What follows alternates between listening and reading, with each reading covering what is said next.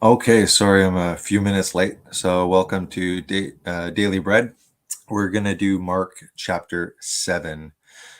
Yesterday, we did 5 and 6, and they had, the thing about feeding 5,000 people with the bread and the fish that Jesus multiplied.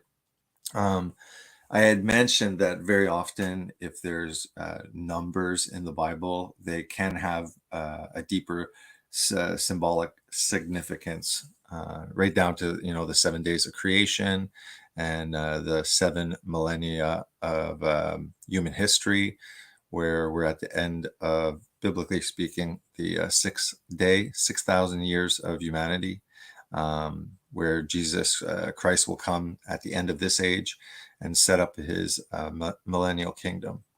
All right, so I'm just going to present the screen. So I was reading up, like, if other websites and stuff had more of a deeper explanation about the 5,000 being fed, then another time it's the 4,000, how much is left over. So I just want to go and comment, and it might be something, it might not be something, extra or deeper numerical or symbolic significance. But it's still it's worth mentioning.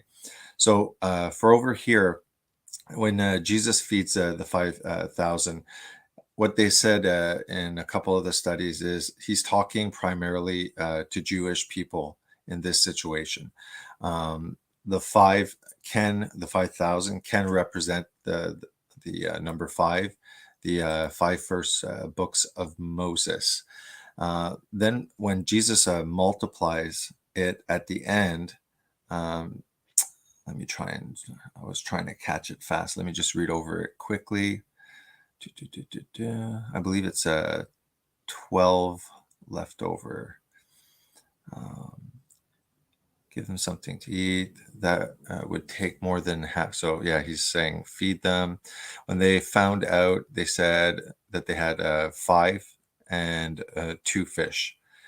Then they all sat in the grass, taking the 5 loaves and the 2 fish, and looking up to heaven, he gave thanks and broke the loaves.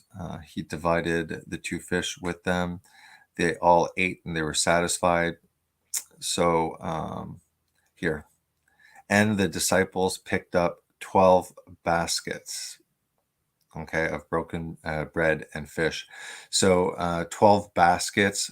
They're talking to Jews, and it could be symbolic of providing for the 12 tribes of Israel. And then we're going to have another feeding of 4,000 this time. We're going to see this now. And what some of the interpretations are saying is when it comes to the Gentiles number for completion, the completion of the church, his bride, is often 7. Okay. So is there something there? It's worth mentioning. I mean, besides that, we can just tie it with in the Old Testament, the bread falling from heaven, that the God of the Old Testament, which is the same God of the New Testament, was supplying for the needs of his people in the middle of a desert, where there's no food, technically, can't find water. So, Moses struck the rock, water came pouring forth.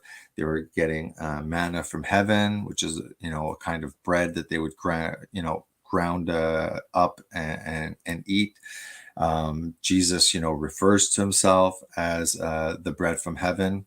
So there's definitely that kind of information that you can pull, that God provides. So let's go to 7. Let me just show you, just because I said that. The rock struck images. See here, this is the rock that Moses struck, and you can see the rock is cracked in half. You can see the rounded rocks that, there is a significant amount of water for a significant amount of time that came from that rock.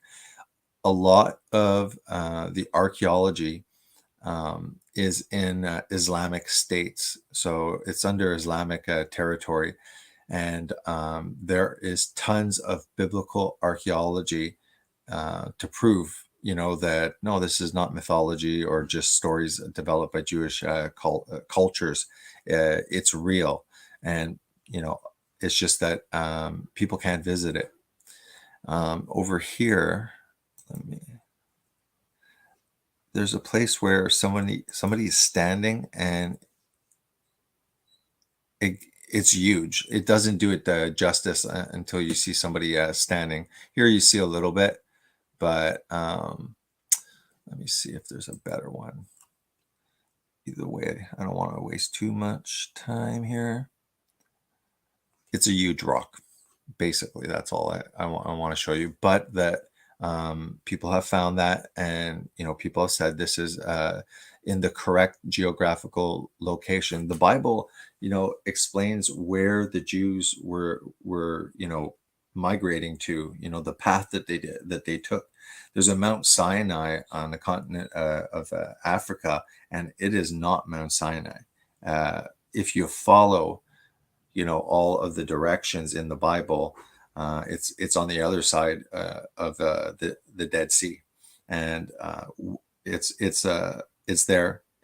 The mountain is black. It's charred. There's an altar with a golden calf close to that location. So, this is important archaeological evidence that, the prince of the air, the Antichrist spirit, is making sure that these things are hidden. Because as far as the territory war between Islam and the Jewish nation, if these things in the Bible are showing up and they're in Islamic territory, then it supports the Jews way more, their scripture. So, food for thought. Still getting over my sore throat. That's God's way of saying, Jason, you talk too much. Be quiet.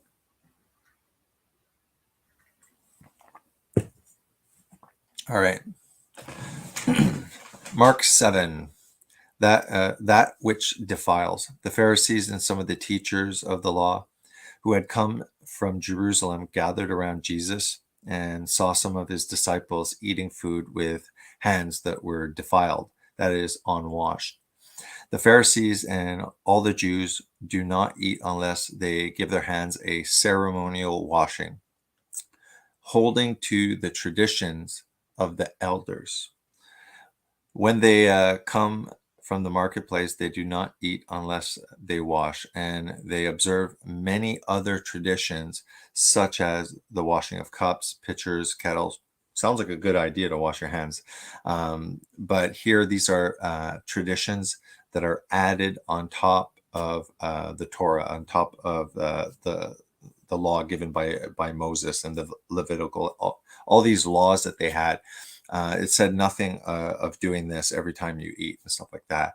So Jesus is, I think, doing it on purpose. He's going to make a point of not performing that, so he could turn around and mention that they're adding all sorts of extra burdens in a way.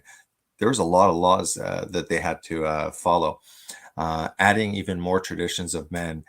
Just made it even more difficult, and God wasn't asking them to do that. We can see that a lot, in the Catholic Church, among other things. But the Catholic Church has a lot of tradition. I mean, Catholics even say, I love the traditions and stuff like that in the church, the ceremonies, but these are all unbiblical. So, Catholic Church is a great example of, the incense burning and lighting of candles, and, the veneration of statues or images and things like that. I think personally that goes beyond just adding traditions to outright, being unbiblical and blasphemous. But um, there I go talking too much. So the Pharisees and teachers of the law asked Jesus, "Why don't your disciples live according to the traditions the elders and of the elders instead of eating their food with defiled hands?" He replied, "Isaiah was right when he prophesied about you hypocrites, as it is written, 'These people honor me with their lips, but their hearts are far from me. They worship me in vain. Their teachings are merely human rules.'" This is Isaiah 29:13, if you wish to go read it. You have let go of the commands of God and are holding on to human traditions. So they're adding these human traditions, and they're not even getting the actual commands of God right. And he continued, "You have a fine way of setting aside the commands of God to observe your own traditions!" Exclamation point. So he's quite adamant about what he's saying there, Jesus. "For Moses said, 'Honor your father and your mother, and anyone who curses their father or mother is to be put to death.'" Quite harsh. "But you say that if anyone declares that what might sorry about that. But you say that if anyone declares that what might have been used to help father or mother is devoted to God." So he's basically saying you're adding these traditions, and you're creating extra burdens, probably even taxes and other things that could benefit the father and mother. So you have a child, a son, daughter, and you got the parents, and you're taking away from the resources that the children have to therefore honor their father and mother, because you're adding traditions and saying it's devoted to God. All right. So that's pretty much what my mumbling was attempting to say. "Then you no longer let them do anything for their father and mother. Thus you nullify the word of God by your traditions that you have handed down. And you do many things like that." Again, Jesus called the crowd to him and said, "Listen to me, everyone, and understand this. Nothing outside a person can defile them by going into them. Rather, it is what comes out of a person that defiles them." He's talking obviously spiritually, because if you don't do a ketogenic diet, and then you're defiling your body. I'm just joking. But yeah, there was a lot of unclean food, clean food. There was a very rigid structure around what they ate, how they had to prepare it. And Jesus is saying spiritually, food is not what spiritually defiles you. It's what comes out of your mouth. Because when we speak, we reveal through our words our heart and our mind. And we have a fallen heart. We have the fallen nature. It's right down to our motives, intentions, and even thoughts. So it is the manifestation, the expression of these things that defile us spiritually. Yeah, so that's an important one. Nothing outside a person can defile them by going into them. Rather, it is what comes out of a person that defiles them. There's plenty of passages about how the tongue is wicked. Set the whole forest on fire. After he had left the crowd and entered the house, his disciples asked him about this parable. "Are you so dull?" he asked. "Don't you see that nothing that enters a person from the outside can defile them?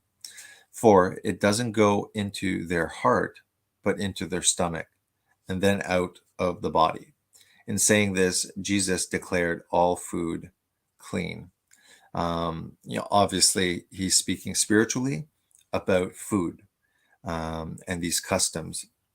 Obviously, you ingest ecstasy or MDMA and stuff, that's going in your body. And that's definitely defiling your body. But he was focused on a lot of these laws about food, what you could eat, couldn't. And he's saying that it has nothing to do with spirituality. So this goes right against Eastern thought about, not eating animals, New Age, Christ consciousness, that, if you're eating animals, you're eating death, and things of this mentality.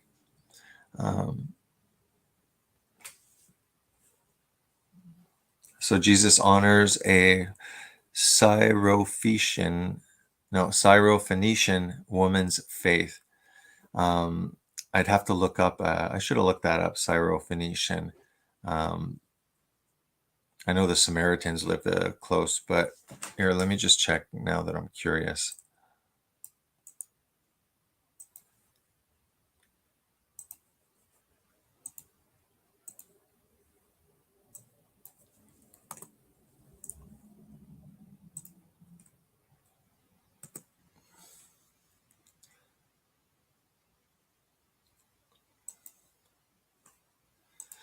All right.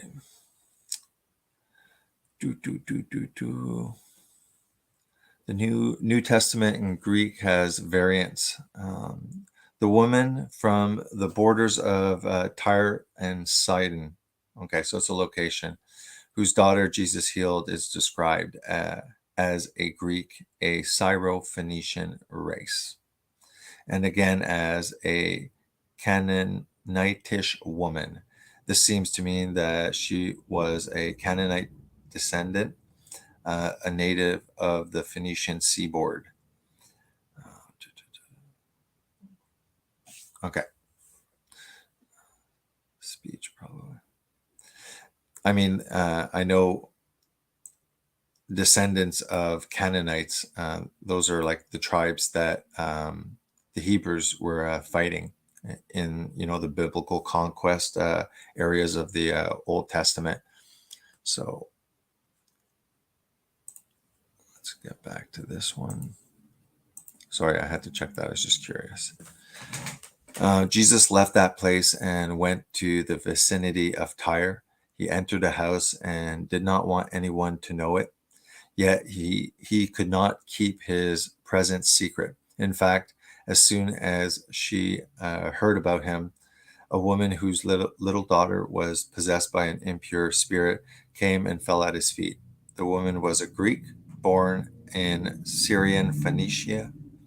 She begged Jesus to drive the demon out of her daughter. Jesus says, "First, let the children eat all they want," he told her, "for it is not right to take the children's bread and toss it to the dogs." "Lord," she replied, "even dogs under the table eat the children's crumbs." Then he told her, "For such a reply, you may go. The demon has left your daughter." Sometimes in translations, it might, like when Jesus says woman, sounds like a guy who should be wearing like a wife beater shirt, and hey woman, it's not that. In the footnotes, and previously and recently, I read that it's not an insulting word. It's just that it's translated from Greek, and there's no specific word, like lady. They should have said lady instead of woman.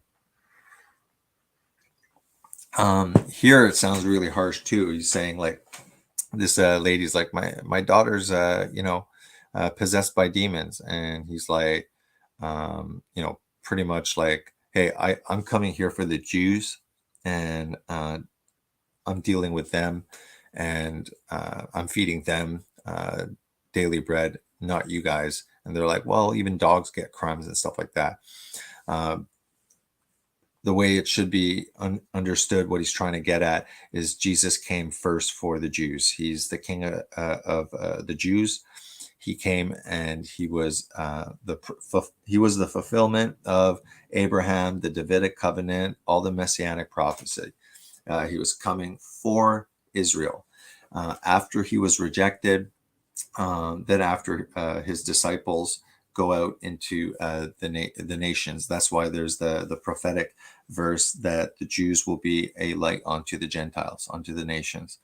And that did happen. And Jesus also, he healed some people from Rome, a Samaritan he dealt with and stuff like that. But primarily, he was there as the promised king. And then after he knew he was going to get rejected, and then he knew, prophetically, that's why it's written in the book of the prophets that the Jews will be a light unto the Gentiles, not the whole Jewish nation, but Jesus is a Jew, therefore he is the light of the world, and he did indeed come through the nation of Israel as a Jewish man.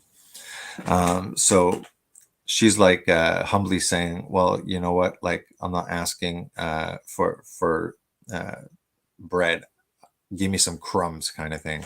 And Jesus sees the humility and the faith, and he says, he gives her what she wants, takes the demon out of her daughter.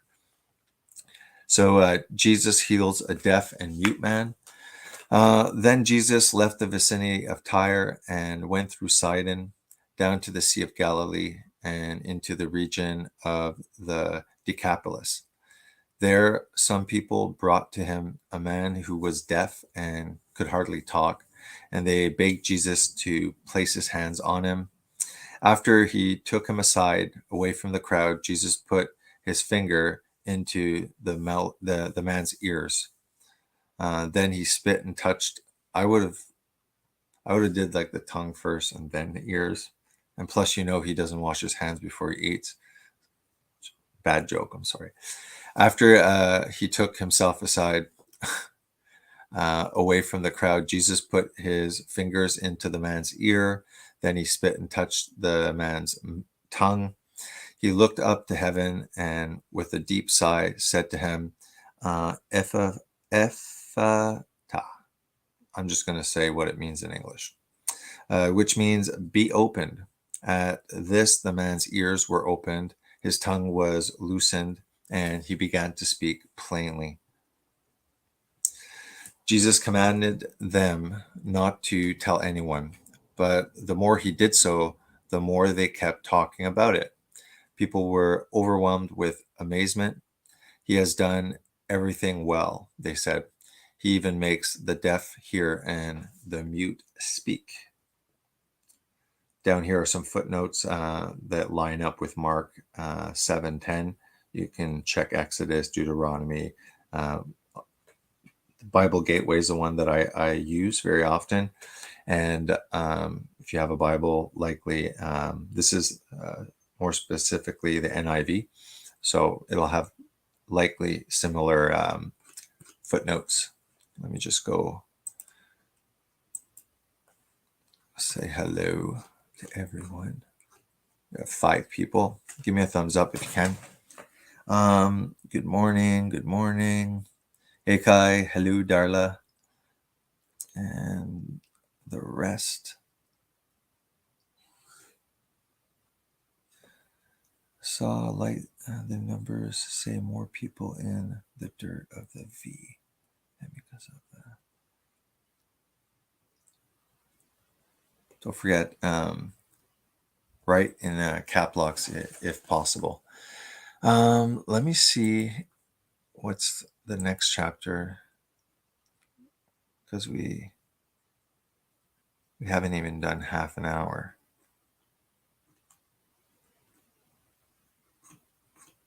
Okay, let's try and do the next chapter as well.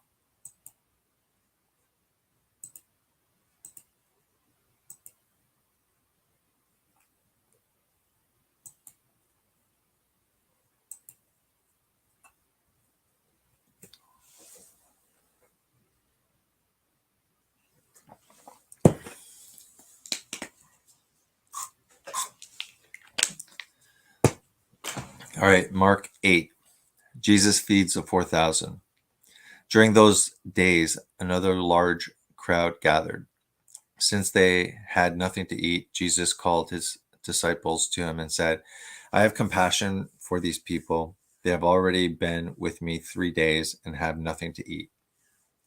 If I send them hungry, they will collapse on the way because some of them have come a long distance. His disciples answered, but where is this remote place? Can anyone get enough bread to feed them?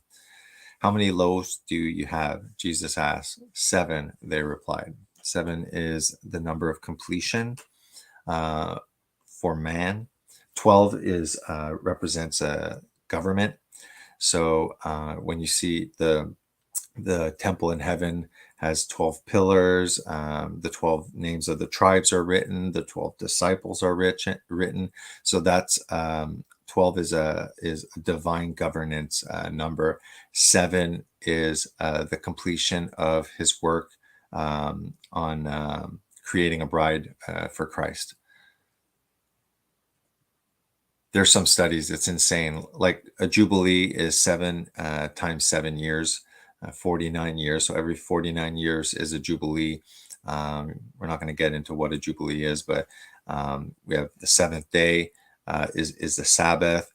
There's some studies, but the guy was using software, and the amount of sevens is insane. It just shows that there's so many patterns that are under the actual reading of the text, and these patterns, you'd almost need a computer to be able to get all the information and make sense, and at the same time create all of these patterns on multiple levels as well. There's plenty of reason once you dig into the Bible to start seeing these I don't call them coincidences, but a coincidence is when God's trying to remain anonymous, kind of thing. But to me, again, it's just a little bit more evidence on top of a little bit more evidence to have step back and look at the totality of these coincidences, and it gives you reason to believe that the Bible is an authority. 66 books written by 40 different authors over centuries and millennia, with a coherence, with a continuity that makes perfect sense, where we see the New Testament concealed and vague in the Old Testament. And then after, we can look at the New Testament and we can see that the Old Testament is revealed. A lot of stuff that the prophets were writing about, weird stuff like, putting a brass serpent on a pole, because serpents are biting the Israelites in the desert because they're complaining. And then we see that is a typology of Christ. Bronze being the metal that represents judgment, the serpent that represents sin. Jesus referring to that situation and saying, just like the serpent in the desert has to be raised, so will the Son of Man. So Jesus, turns around and says, that was about me. So yeah, the more that you dig into it, the more that your faith will grow. But you can't just read superficially. And you do need to go through Christ so that you receive the Holy Spirit, which is, a spirit of truth, understanding, wisdom, counsel. And once you have the testimony of the Holy Spirit, the scriptures open up.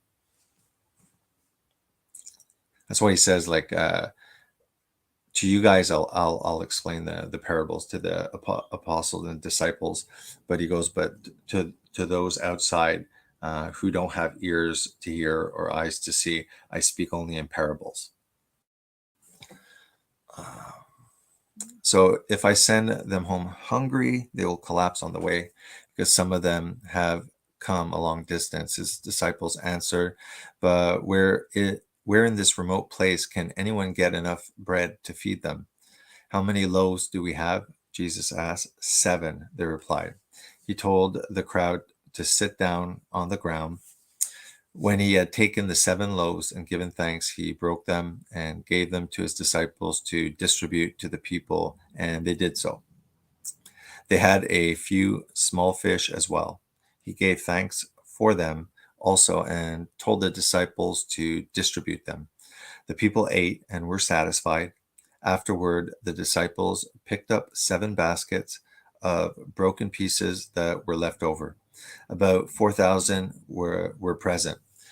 After he had sent them away, he got into the boat and his disciples and went to the region of Dalmanutha.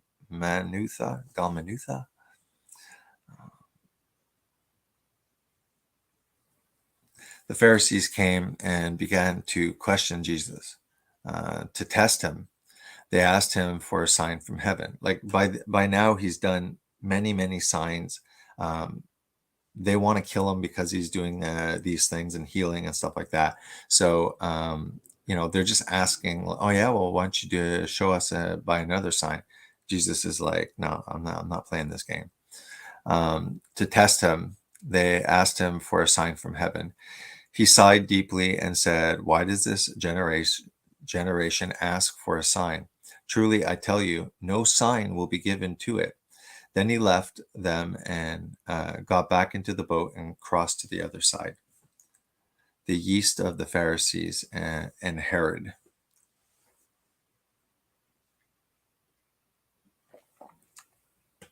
Yeast puffs up bread, and for the Jews, it represents sin. Okay, sin puffs up, kind of thing. So even the way they prepare the matzah, I think that's for the Passover. It's unleavened bread. It's slightly scorched, meaning like, there's brown patches on it. And it's also, there's this roller to make, full of holes in it,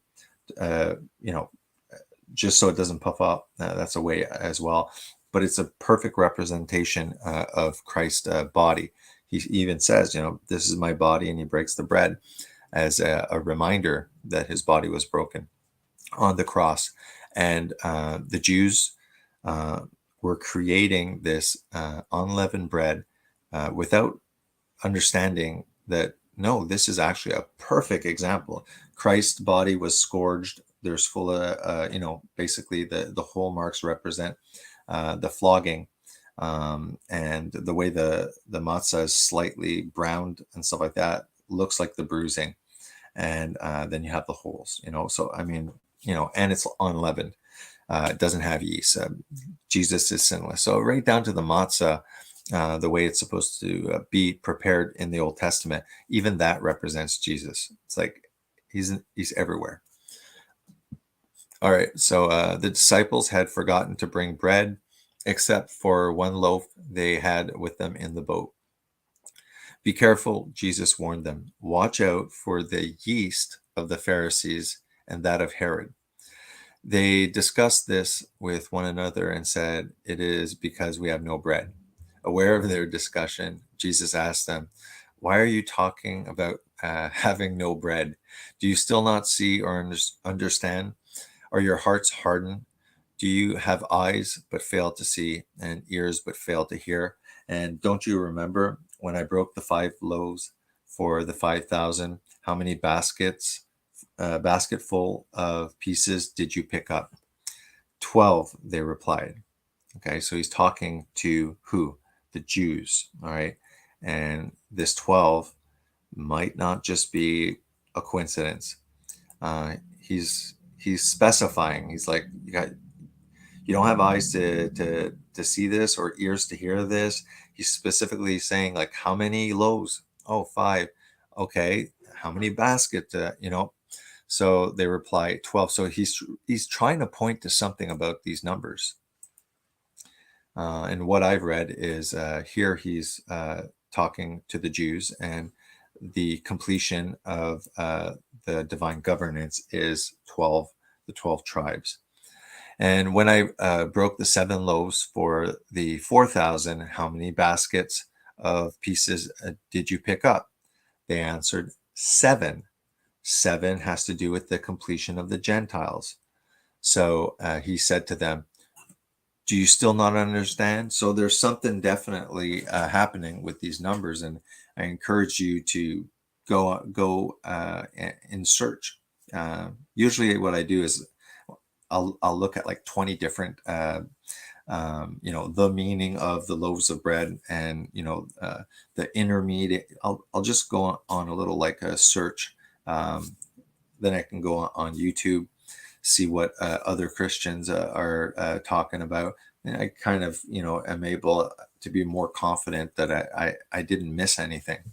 There's something to the numbers. All right. Jesus heals a blind man in Bethsaida.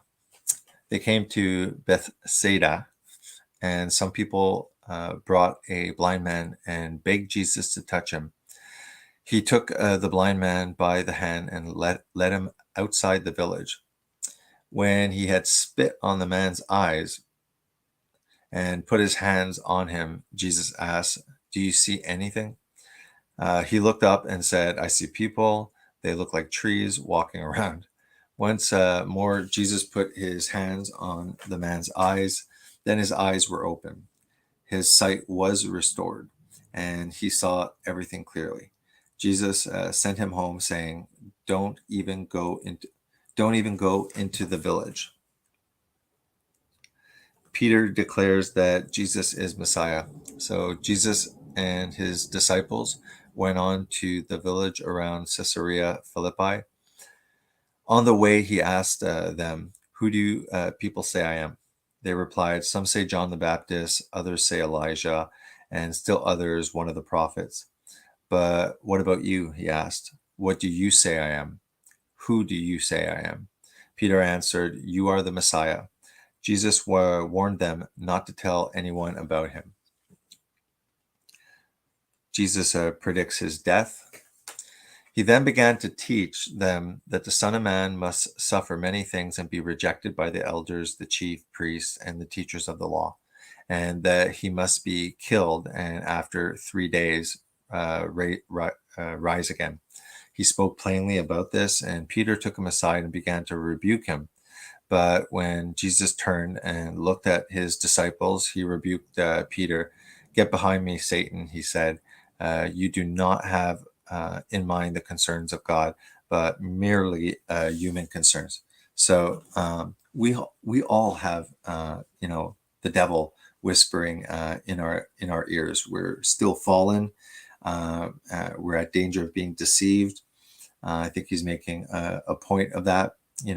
He's not calling Peter the Antichrist or anything like that, but he's making a point that Peter, you're sharing your will, okay, with me, what you want, and you don't understand what God wants. And in a way, you're trying to, in a way, tempt Jesus not to fulfill basically what the Father wants. So kind of puts him in his place. The way of the cross. This is important. This is, what every Christian should be reminded of, the way of the cross. Then he called the crowd to him along with his disciples and said, Whoever wants to be my disciple must deny themselves and take up their cross and follow me. For whoever wants to save their life will lose it, but whoever loses their life for me, for the gospel, will save it. What good is it for someone to gain the whole world, yet forfeit their souls? Or what can anyone give in exchange for their souls? If anyone is ashamed of me and my words in this adulterous and sinful generation, the Son of Man will be ashamed of them when he comes in his Father's glory with the holy angels. So, what life here are we losing so that we can gain eternal life? We're losing our life here, okay? This could be literally, speaking to the apostles, you're literally going to die for the gospel. They're going to kill you, and martyrdom and persecution is still happening in countries where Christianity is illegal. But another way of looking at that is that the things of this world, right? The what is it? The lust of the eyes and the pride of this world and stuff like that. Just poorly paraphrasing, is that it's the outside things, the worldly things. We should crucify our worldly desires, okay, and hang on to the Spirit. And the way that you can do this every day to take up your cross is to read the daily bread, to study in righteousness, to pray to God, to repent, to converse with Him during the day. We all have that mental narrative that's speaking to us and stuff like that. Not saying all throughout the day you're talking to yourself on the bus ride. You might get locked up and they might think you're crazy, but that inner dialogue, that even atheists have, complaining to whatever the universe. God is always listening.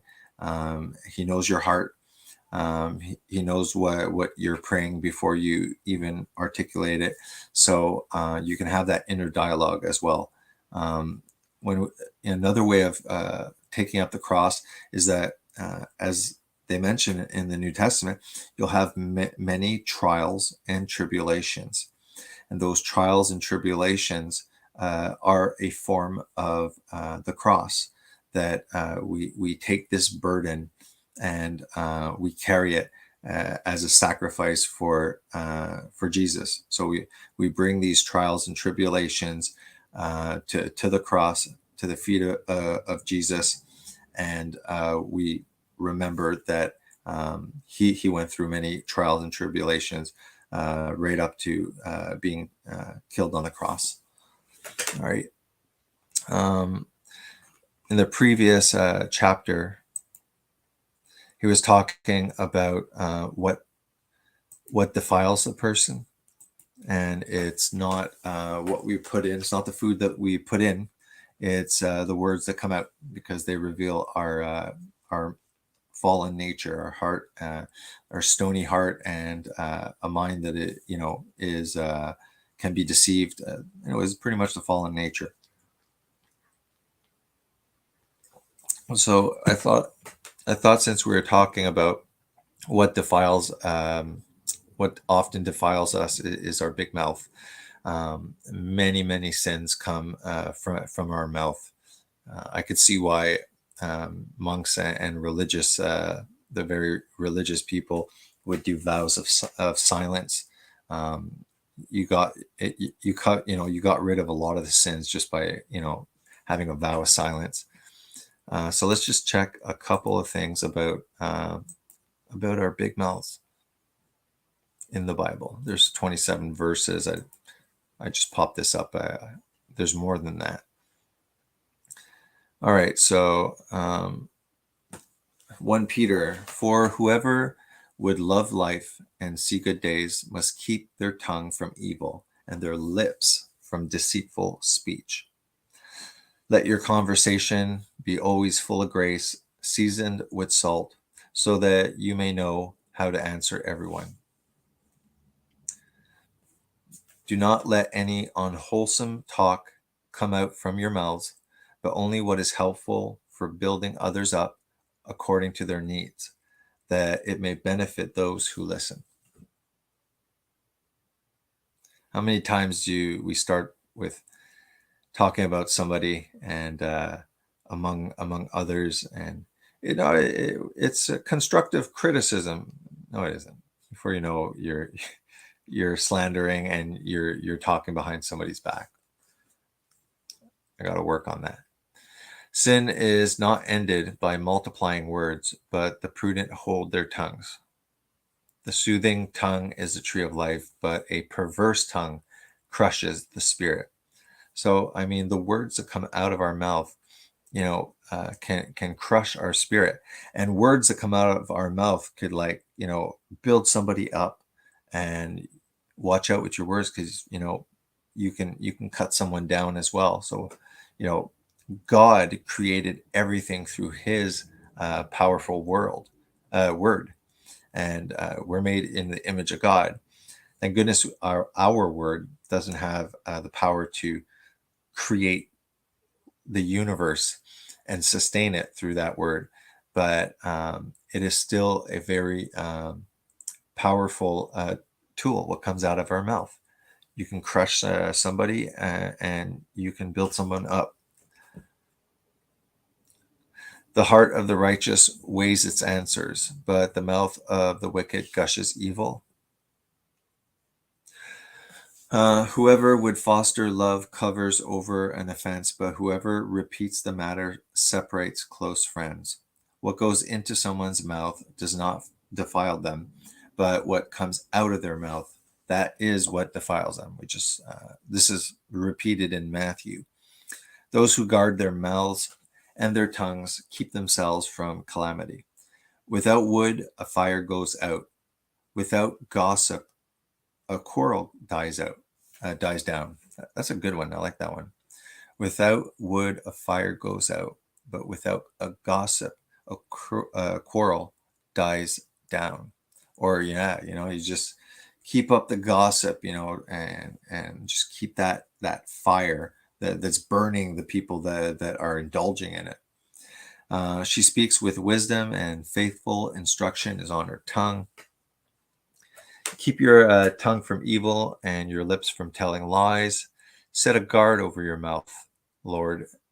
Keep watch over the door of my lips. Remind the people to be subject to rulers and authorities, to be obedient, to be ready to do whatever is good, to slander no one, to be peaceable and considerate, and always to be gentle towards everyone. From the fruit of their mouth, a person's stomach is filled. With the harvest of their lips, they are satisfied. The tongue has power of life and death, and those who love it will eat its fruit. The one who has knowledge uses words with restraint, and whoever has understanding is even-tempered. Even fools are thought wise if they keep silent, and discerning if they hold their tongues.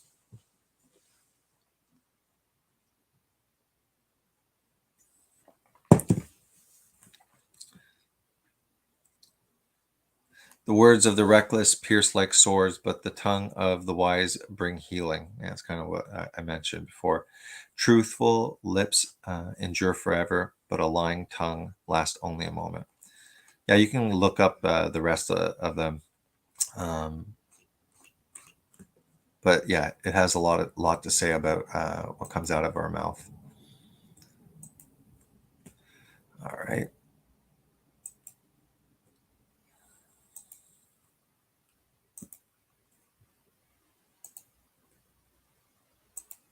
If you would like to come on and chat a little bit, maybe like maximum half an hour, please press the link. What I have been saying is, if I see somebody that wants to talk that presses the link, I will stop this current stream, and then after I'll start a new one, so that the daily breads aren't tied into like very long videos, long discussions. Most of the time, I want to limit it unless I'm doing something extra, like a special edition. Usually, it's like under an hour is ideal.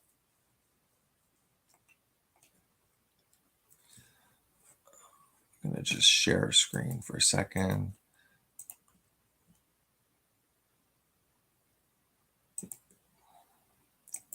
Just for anybody down the road in a month or so, the algorithm ever shows this, which probably won't. I have a playlist, and I have everything neatly organized. We've gone through Romans, John. We have 3 now on the book of Revelation. We've done chapter 1 so far, and the first church of Ephesus. I'm planning on doing more biblical archaeology, when I find cool stuff from other channels and stuff like that. We can do some commentary and response videos to those videos. 1 John is done, the Epistle of Jude, 2 videos on that, the Book of Hebrews, messianic prophecies and stuff like that. Any prophecy I'm going to add over to this section. Did 1 Peter, and now we're on the 4th video of John, and we just did chapter 7 and 8, so things are moving along quite well. There are other videos. So every Monday at 6 p.m. is ketogenic, carnivore, intermittent fasting, prolonged fasting. I'm starting a fast today. I'm hoping to get at least 3 days in. What else? Yeah, there's videos on typology, where Jesus is foreshadowed in the Old Testament. What else? Fallen angels or alien. The question of I think that they're fallen angels. They're interdimensional beings. That's tied into Genesis 6 and explained more in the first book of Enoch. First book of Enoch is quoted by Jude. So it's not a fraud. It's an extra biblical or intertestamental literature that the Jews and early Christians were aware of. Doesn't matter if it's not in the canon. There might be even more than Jude. I always hear Jude is quoted, and I've checked, it is, but there might be other quotes from it as well. Here's the Monday streams. I'm going to have to make a playlist on that. Once in a while, I'll have like somebody, if ever you're interested and you want to present a topic, you can always email me at jjswartz79@gmail.com.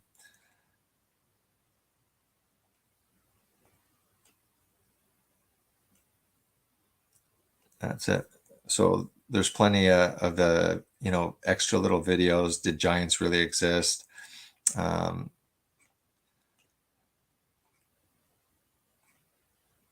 And we have videos as well. If you go to the oldest videos, you'll see that it's a lot on the ketogenic diet and stuff like that. So I mostly do live streams now. I don't really do many videos, but at one point I was doing a lot of videos.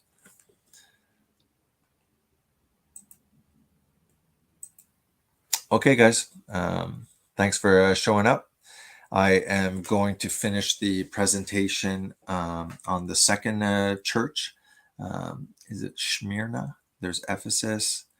Yeah, Smyrna, Pergamum. So I'm going to be doing another video soon enough on Revelation. It'll be the 4th video. And as well as if you are interested, like I said, Monday, there's a live stream at 6 p.m. Eastern. All right, 6 p.m. Eastern. This here is, if you click it, goes to Jason Swartz Nutrition, and this is a one-on-one coaching. I'm there for anybody who wants to do ketogenic diet, low carb, carnivore diet, intermittent, long, more prolonged fast and stuff like that, so that we build a little bit, we're slowly but surely building a small little community here. And videos are done that are not posted on YouTube. And the videos are directly in relation to questions that the group may have. This is what it looks like. Okay, and that's over here. You can either like copy paste this as well.